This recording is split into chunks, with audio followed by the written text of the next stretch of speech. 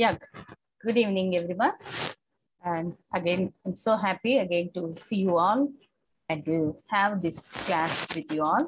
Today, we are going to discuss, because in our previous classes, we have discussed about various political organizations and all. And also, in our last class, we discussed about some of the important judicial systems and all. And today we are going to discuss about regulatory bodies in India.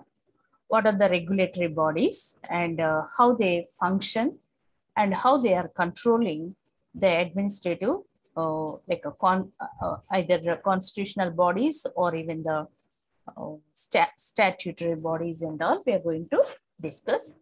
So the very first thing we are going to talk about the regulatory bodies. So in the regulatory bodies, let me talk to you. The first slide, if you see the first slide, oh yes, Yashwant, first slide to show me.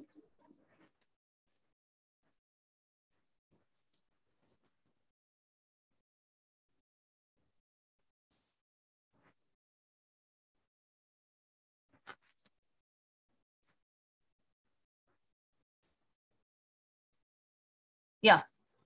So this is what we were discussing, that is about the regulatory bodies that are set in order to govern or the monitor and to control, guide various institutions or various sectors that are working in our country. For example, we have education sector, we have health sector. So how they are working, the all kind of guidelines that they required are supervised and controlled and guided by these regulatory bodies. As I have given in India, for every sector or for every industry that is owned by the government or by private people, they are regulated by the organizations which we have today. So some of them, when we see some of the regulatory bodies that are functioning in our country, or as we are all aware of, SEBI, that is Securities Exchange Board of India. And also we know about RBI, Reserve Bank of India. And you might have heard about, FSSAI, that is related to the food securities and all. These are all various regulatory bodies we have in our country. So let us see how they are functioning and all. Let me talk to you. The second slide, when we see the second slide, yeah. Show me the second slide. Functions, I would like to talk to them. Regulatory bodies and their functions. Let us see. Yeah, otherwise I will show my PPT here.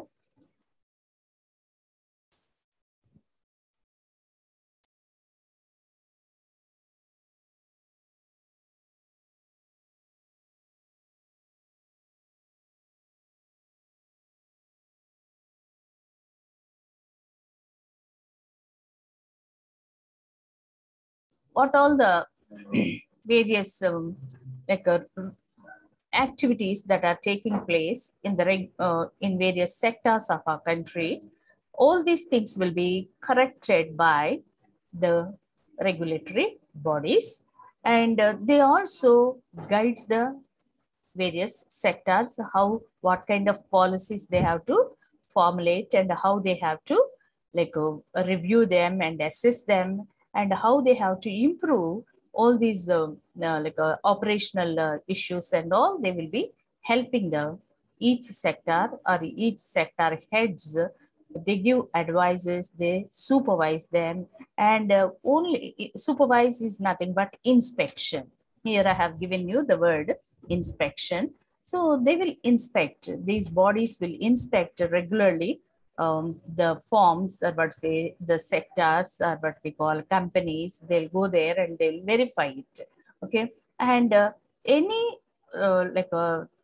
institution that is newly starting, they not only take the start their organization, they have to take the license. Okay, so it is also regulatory bodies are the licensing authorities. They will issue the licenses, and they'll see that these organizations or these institutions function free and fair way, and without like would say exploit the customers and all. So that is one thing. And another thing is that they also follow liberalized model. So in my previous classes, I spoke to you people about our new economic policy in the year 1992, the policy that we have taken, new economic policy, when the PV Narasimha Rao was our prime minister, and Manmohan Singh was our finance minister. At that time, we have taken a policy, new economic policy.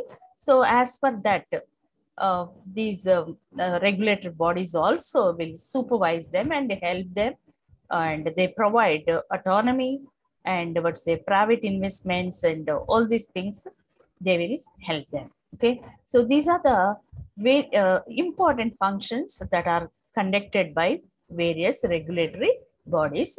So now I'm going to talk to you about what are the, or let me tell you some of the important regulatory bodies that are working in our government. So the government of India, we could say the ministers and all on their own, or the personal secretaries, though we have education minister, though we have finance minister, so all the financial activities and all of these people cannot check. So that's why a regulatory bodies were established.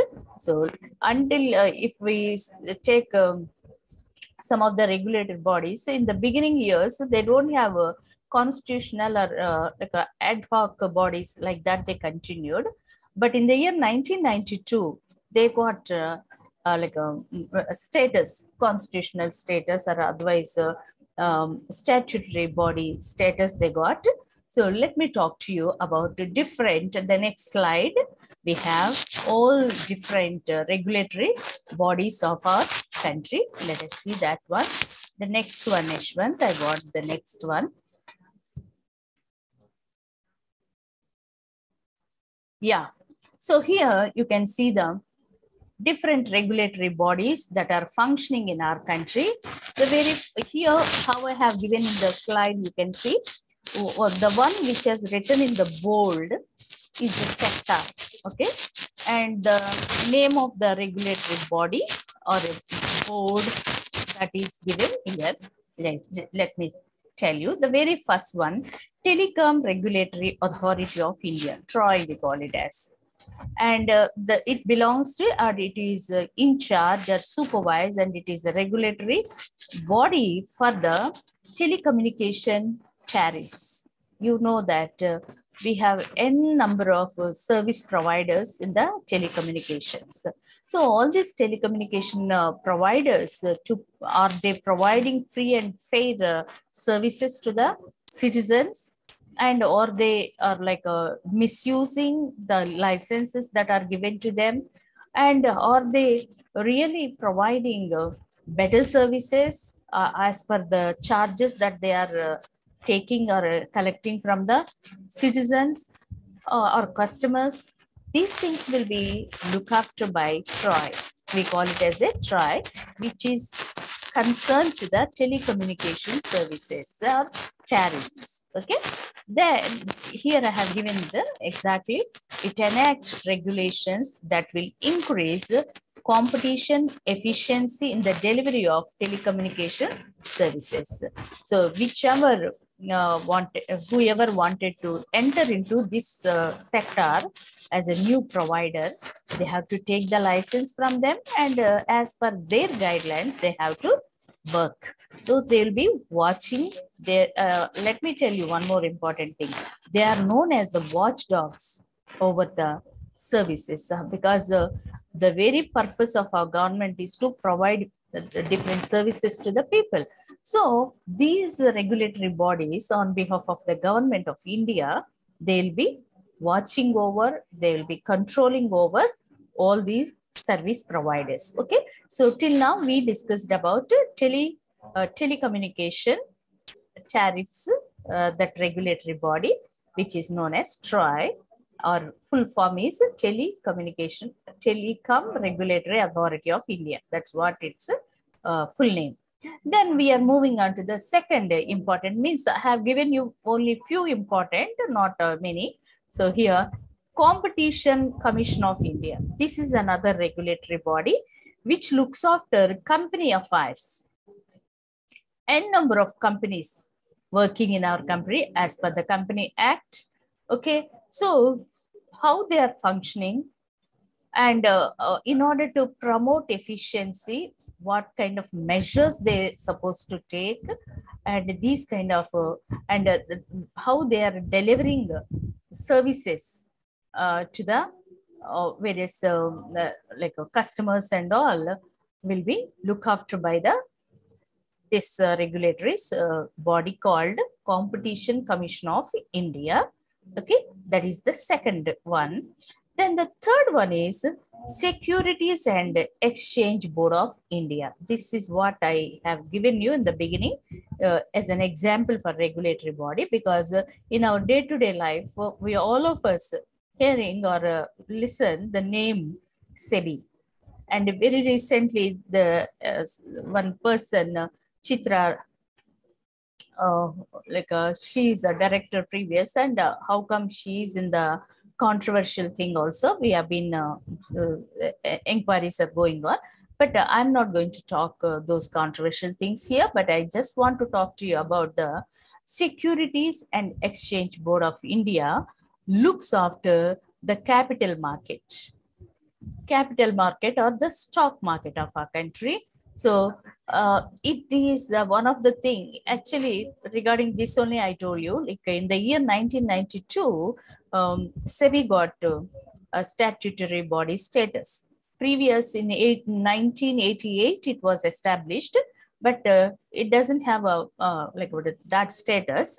But in the year 1992, it got the statutory status from the government of India, and officially from that time it has been working for the security in order to protect the investments of the people. See, a number of people invest their money in the stock markets. So it is SEBI act as a mediator between the investors and the companies. Various companies invites their this thing, no? So they protect the money or bonds and everything of the people from various companies. Okay, that is one.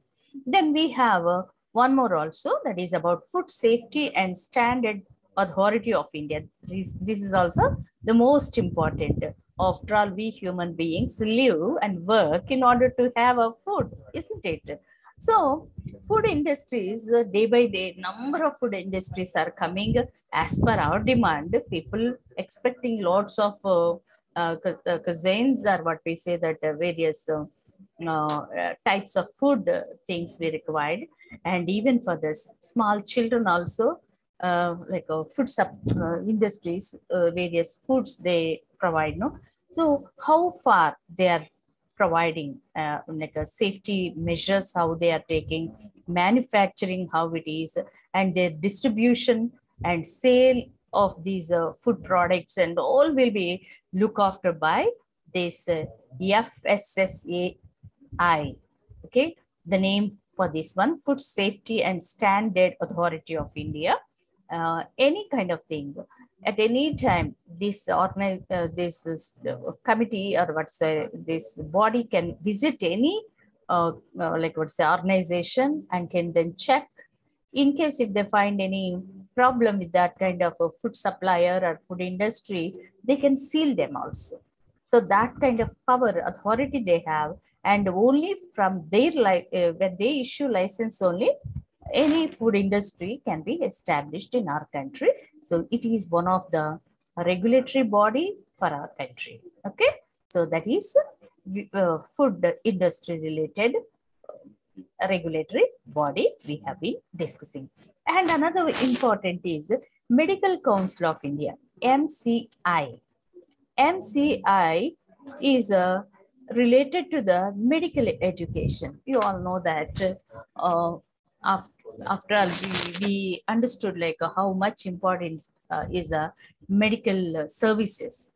So these medical services, the people, how they are, like I would say, educational institutions, or how they are, how many seats they have, how they are trained the students, everything will be like a look after by this one. And very today, since last week, this entire week, not last week, this entire week, we are all hearing about Russia-Ukraine issues. There, most of Indian students that went to Ukraine in order to study, like what's the medical education. For their sake, government of India is arranging separate flights in order to bring them here safely and all. And so, what I want to tell you, if any student or if any person want to have an education in other countries also, this medical MCI plays very important. Without their permission, they cannot study in other countries' universities as a medical graduates. Even after they come back, once they come back also, medical council conduct exams for them. And based on that, if they are qualified, they are able to practice in our country. Means that they are regulating the medical education of our country, our Indian government regulating with the help of Medical Council of India. So that is also another important regulatory body of our country.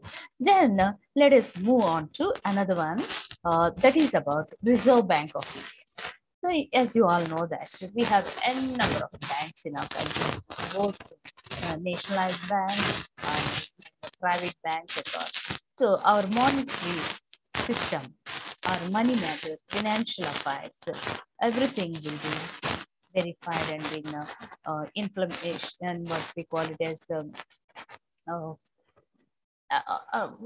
let me tell you in this way, it serves as a custodian for all the banking and monetary issues of our country, and especially for the custom, or what I would say, people, bank, when we open a account in our banks and all, whether our bank is maintaining properly, and what are the interest they are paying, and everything will be take care, and all the banks are monitored by RBI, including the small banks like cooperative banks and all, because some of the scheduled banks we have. So those scheduled banks as well as nationalized banks are all monitored. Of course, we have NABARD and all. Okay, that is rural banking and the national upliftment, rural area things that NABARD is working. But mainly regulatory body on behalf of government of India upon all the banks is the Reserve Bank of India. Okay, then last one is that Insurance Regulatory Development Authority, IRDAI, we call it as. So this is related to insurance. Today, there's no one that without having insurance, because various like a safety point of view, security point of view, as well as even after the like for our people benefit, everybody takes the security insurance. Let it be the lifetime insurances, money back policies, various policies we have, that we are not going to discuss here. My main concern about this one is that, so how insurance companies are working, and they regulate the reimbursement process, and everything will be taken care by these regulatory bodies. So these are the some of the regulatory bodies that are working in our country on behalf of the government, because government cannot focus its attention on each and everything, but it's a complex organization, and a number of activities are going on in our country. Therefore, on behalf of the government, these regulatory bodies which are working. Okay, so mostly this RBI, I told you, from the finance, like what say, how the members are appointed and all, I'm not going to talk here. But when we come to the Reserve Bank and all, very anyone for that matter, Reserve Bank, insurance, anyone who has a very expertise knowledge in the finances, who worked in the finance department and all, those people will be, or in the same way, food and nutrition or otherwise food safety thing also. Some of the scientists, they will be nutritionists, will be appointed as the members in this regulatory body, and they monitor our day-to-day activities of each and every sector of our country. Okay, let it be the health sector, let it be the education sector, finance sector, medical sector, and all the insurance sectors. Okay, that is one of the things. Let me go to the benefits of regulatory bodies. What are the benefits of regulatory bodies? So as just now I told you in the beginning also, functions we discussed, just like that. Every regulatory body maintains a very strong norms. Norms in the sense rules and regulations or guidelines. So in every sector, whoever established their organization, they must follow the guidelines. If they don't follow, then they won't tolerate and they'll take a strict action, because it's all related to the people, money, people, health, and economy of the Indian nation. So that's why strict rules and tight monetary system or supervisory system they put up, because just now I told you, a government of India cannot supervise very closely all the sectors. Okay, they have their own important areas like defense issues and all are there. But these kind of things will be looked after by these regulatory bodies, which has a tight monetary policy and enables to stop the lobbyings and of the banks and corporates in the country. And it also help, let us say, customers to get their good profits, as well as the companies. Companies, just because they are running, they cannot run in a free and say liberal charity basis. So they too need some kind of profits. So both the sides, both the customers, customer oriented, as well as company oriented or industries oriented, these regulatory bodies make the policies, and based on that policies, government, these organizations has to work out. That is how both the sides benefits are getting by these regulatory bodies. Okay, that's about the one.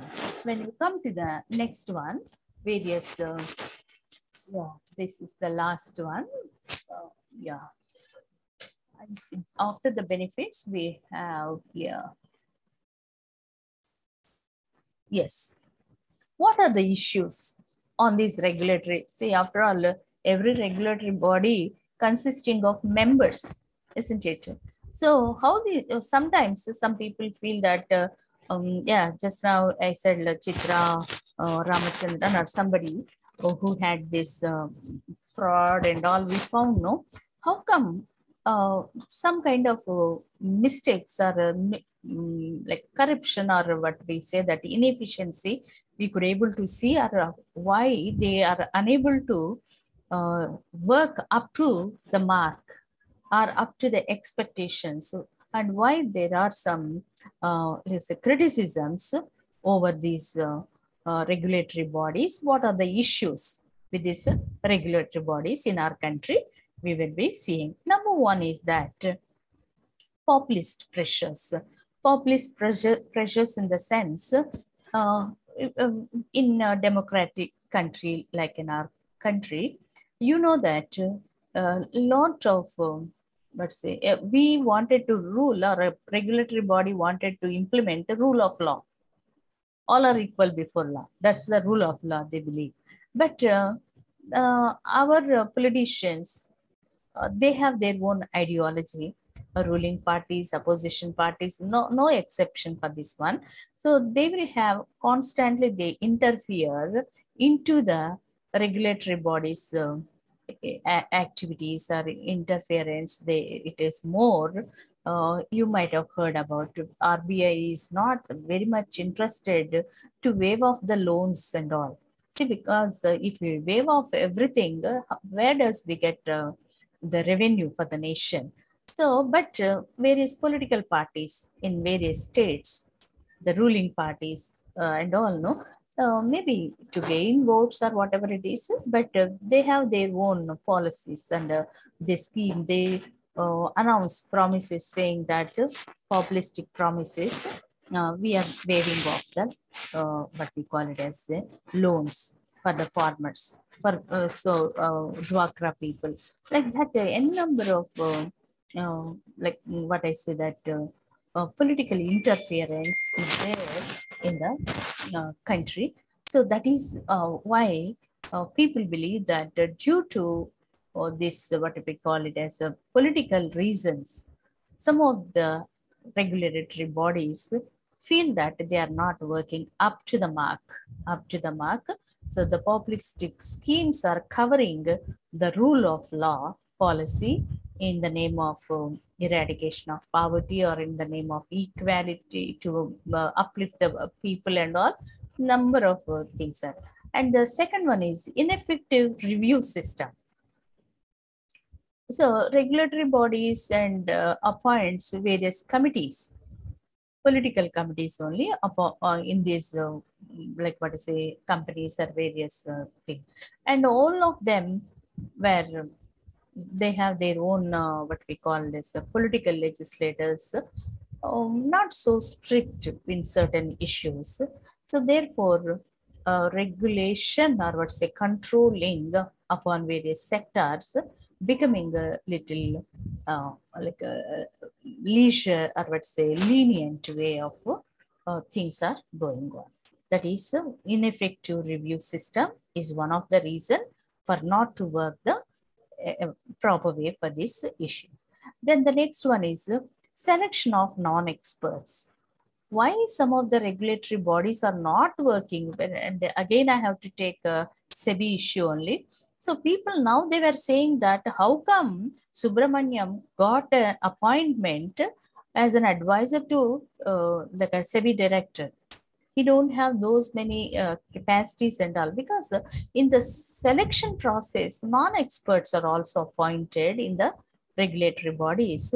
And since they don't have proper understanding about the thing, so operations are not going in a right way.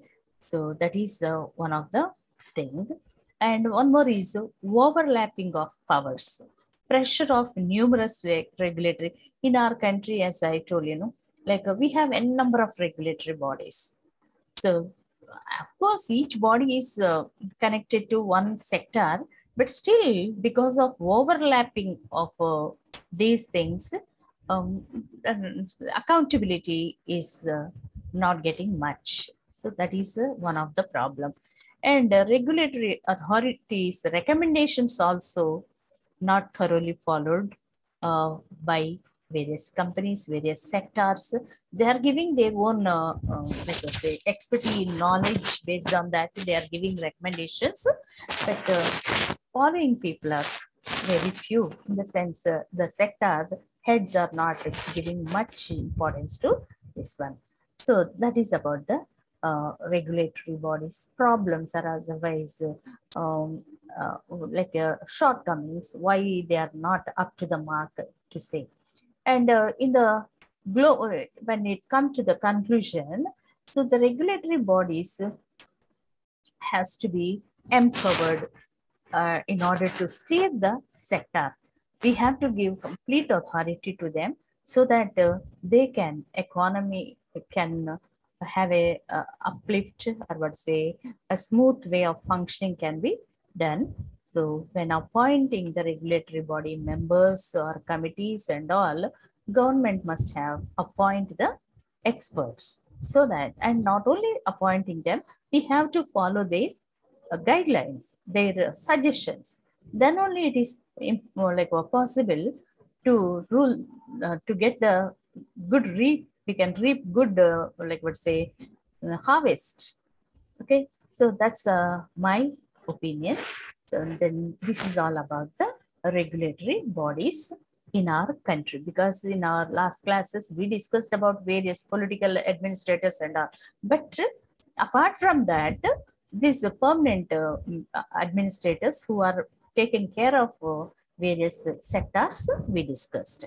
Then we have come to the next and the most important body that is working in our country, because last class we discussed about election commission. So how election commission is helpful to the country, to the state, country in the sense in broad way we call country as a state. So to conduct, because the nature of our country is the democracy, so periodical elections, to conduct periodical elections, how election commission is helpful to the country we discussed. Now we were going to discuss about another important thing, that is organization or otherwise institution, that's about Niti Ayog. Niti Ayog, full form here I have given you, National Institution for Transforming India, Niti. Okay, National Institute for Commission. Ayog means commission. Niti Ayog means a National Institute for Transforming India Commission. So this is the apex, means the topmost public policy think tank body. I think you all know that think tank means as a brainstorming body. So who really work on behalf of the administrators, on behalf of the political administrators, and formulate the policies and all, are known as the think tank body. So this think tank body of India, the apex body, is known as Niti Ayog. And actually, to say about this Niti Ayog, it was established in the year 2015. The name, sorry, it's not established, but before that, it is known as Planning Commission of India. The original name from our from the time we got independence and all, the think tank body for the policy formulation for the cabinet or for the government of India is known as a Planning Commission. Planning Commission has served with that name. This body has served 65 years in our country. So recently in 2015, NDA government, means now 2019, we have a BJP government, but NDA government, coalition government. So NDA government has changed the name Planning Commission as a Niti Ayog. Functions have not changed, but only the name has been changed. So that is because its main intention is to transform India. So that's why they have changed the name. So who are the members in this composition I have given here? Who are the members of Niti Ayog? So the main members are the Prime Minister and all the CMs or chief ministers of all the states of our country. And you know that we have 7 union territories. So out of these 7 union territories, Delhi and Pondicherry, though they are the union territories, it's not the lieutenant governors rule them, it's the CM. They have a legislative assembly also. So that's why Delhi and Pondicherry have a chief ministers. So the chief ministers of rest of the 28 states as well as Delhi, Pondicherry, plus all the union territories, lieutenant governors are the members of this planning commission, Niti Ayog. Then what are the objectives of Niti Ayog? The second slide, let us see. Niti Ayog objectives. Second one, objectives of the Niti Ayog. Yeah. So its main duty, as I told you, as we have been discussing, its main intention is development of our country. So all the sectors has to uplift. So that is the reason why it has a vision. It will set one vision, and as per that vision, with the by sharing their vision, the Niti Ayog share its vision along with the Prime Minister, ministers, and the chief ministers of various countries, by taking the cooperation of this federalism, as you know that ours is a quasi-federal state, federalism we call it as. Anyhow, this in the federal system, states plays very important role. So with the cooperation of the states, they involve the states, of course, and to make our nation strong, so they make various policies and develop a mechanism. They develop mechanisms, formulate credible plans, and village level, aggregative, progressive at higher level of the government.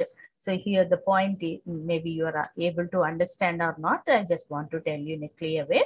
So it develops various mechanisms in order to implement the plans, and from that bottom level, grassroots level to the high level.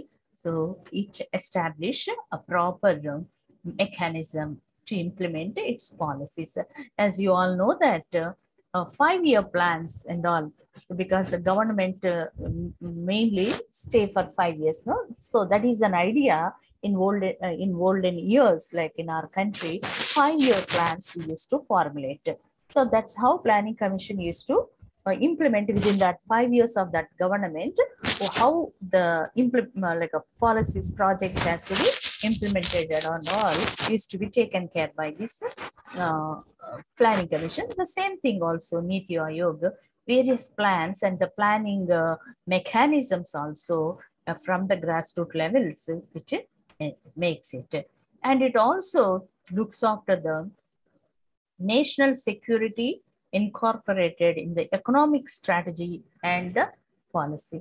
So various economic strategies also it ensures for the security of our finance security and all, and to pay special attention to the sections of our society who are adequately or who are not getting proper attention.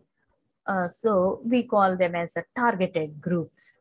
So they will have, they will look at, they focus on the targeted groups who are not benefiting from the government policies and all. And to that sections, they formulate some plans and provide to the governments in order to uplift them. Okay, design strategic long-term policies. As just now I told you, 5-year plans or some 10 years plans, 3 years, 2 years, not just for short-term plans. Mainly, Niti Aayog intention is long-term plans. It formulate the long-term plans and monitor it. So within this time period, if it is a 5-year plan, so once in every year, they evaluate it. So in this time, how much we have to do, that much have we done or not, they will verify. So if we do like that only by 5 years, by the end of the 5th year, we can complete the entire plan. So therefore, interval or in between, they will have the evaluation about the plans. That's why they will make the long-term plans and they evaluate and monitor for the successful implementation of delivery of the services to the people, and focus on the upgradation of technology in order to develop, in order to implement programs and various initiatives, and mainly for the capacity building issues. So that is so important for us, no? So various institutions are there, but the personnel or the employees who are in that institution should have capacity to implement all those things, no? So capacity building programs and initiatives will be promoted. That's the main objective of this Planning Commission. Niti Aayog. Since many years we have been using this word Planning Commission. That's why that same word is coming, but it's a Niti Aayog, we call it as. Come on, we'll move on to the last one, that is about the functions of the Niti Aayog. What kind of functions Niti Aayog, 9th slide, please check it. Okay. So what are the various like functions taking up or what's implementing by Niti Aayog? We are going to see. Very first one, developing cooperation and competition in the federal structure. So as in previous discussion, we have discussed that federalism is a center-state relations. Federalism means, so they both need to have a cooperation. Then only what all the plans Niti Aayog has taken, that will be implemented. So that's the primary concern. That's the main function of Niti Aayog, cooperating, promoting competitive spirit as well as cooperative spirit in the country, so that states as well as center go hand in hand, and for the national policies will be implemented. Though central government has many ideas with the help of Niti Aayog, that cannot be implemented if they don't have proper cooperation between state and centers. That's why these Niti Aayog involves more states in implementing national policies in various states where they are implementing. Then shared national agenda. So whatever the national agenda is there, that will be like a make it as a agenda for even the states. So when everybody thinks that that is their agenda only, they will be doing it. No? So developmental priorities and strategies of the nation will be shared with the chief ministers of the concerned states. And the third one is that it is the best friend for the states and the center. As many times we heard that state CMs or state governments complaining about the center. But one thing is there, for the states, if they go to the capital city, and the very best friend whom they can rely and can take the help and can get the suggestion is the Niti Aayog. Straight away they can go to their offices, because mostly offices go to the Niti Aayog commission, planning commission, that commission, and they will tell them how to implement various policies, even in the state level. State policies also they will advise. They'll advise the officers. So therefore, we can call it as a one of the best friend for the states to help them for various consultancy works. They tell them what to do, and ideas and all will be given to the states. Then decentralized planning, restructuring the planning process into bottom-up model. So one big plan, how it has to be structured, how it has to be divided, among whom it has to be to be given, and to make as a like what say responsible. Those things also will be helped by the this thing. Then the vision and scenario planning, design, and medium along with the term strategies are all looked after by the Niti Aayog. And network expertise, it gives, because it will have a lot of expertise, means members under its commission. Number of people are experts will be working, so they will have a lot of knowledge and expertise services. These services, this knowledge will be helpful as rendered even to the states, the center as well as the states, in order to implement various facilities, various programs and plans for the government of India and for the state governments, full of expertise and knowledge and innovative hub. Niti Aayog act as an innovative hub. Lots of creative thoughts and innovative thoughts they will share with the state governments and the central government in order to implement in the country, to be like a stand in the international level. Okay, that is one thing. And harmonization, harmony means peaceful relations. So it maintains collaboration works and stakeholders and everybody. It emphasizes on the bringing all of them together and work in a holistic way. Togetherness is also maintained by this one, and it also resolves the conflicts. As already I told you, various sectors, they will have conflicts with the financial sector or with other sector. So mutual understanding and mutual the cooperation, everything will be promoted by it by solving their conflicts. It settles the conflicts, okay, and coordinating with the other world. So outside the world, how in the globe, what are the things are happening?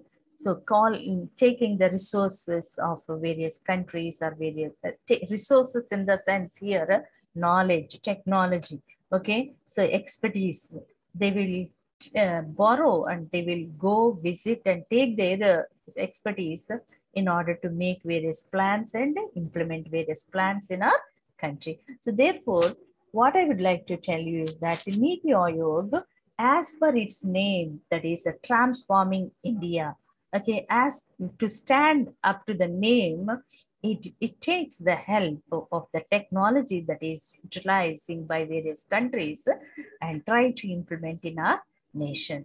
Okay, so these are the important what we call regulatory bodies in our country. First, we discussed about in the first points, we have discussed about various regulatory bodies, and finally we have discussed about Niti Aayog, which is the most important commission of our country to formulate long-term as well as short-term plans of the okay. So this is all about for today's class. I think with this we have come to the end of the class. Thank you all.